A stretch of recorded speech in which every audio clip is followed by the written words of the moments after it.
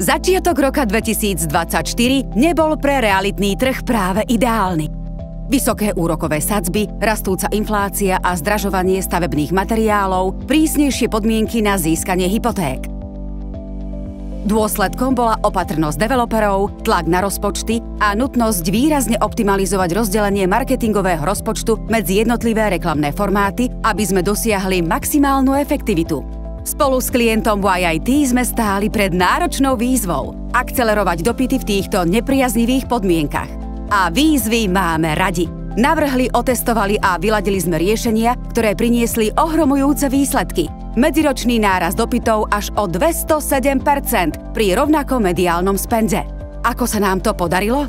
Najskôr sme podrobne zanalyzovali zákaznícke správanie. Od prvého kontaktu až po rezerváciu nehnuteľnosti. Ukázalo sa, že nielen väčšina návštev, ale aj dopytov prichádza z mobilných zariadení. Preto sme upravili stratégiu.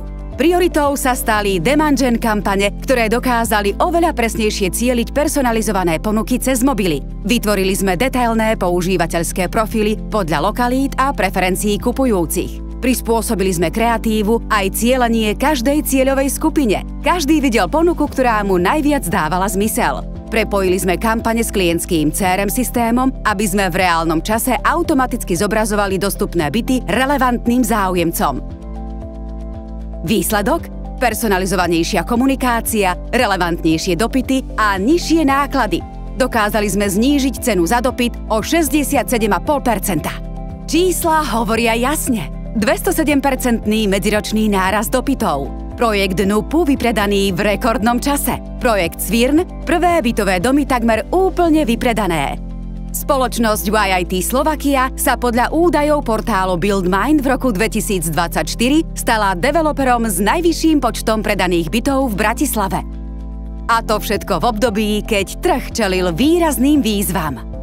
Spolupráca s agentúrou riešenia nám ukázala, že aj v náročných podmienkach sa dá dosiahnuť skvelý výsledok. Dôkladná analýza, personalizovaný prístup a efektívne využitie digitálnych nástrojov priniesli výrazný nárast dopytov a úspešný predaj našich projektov.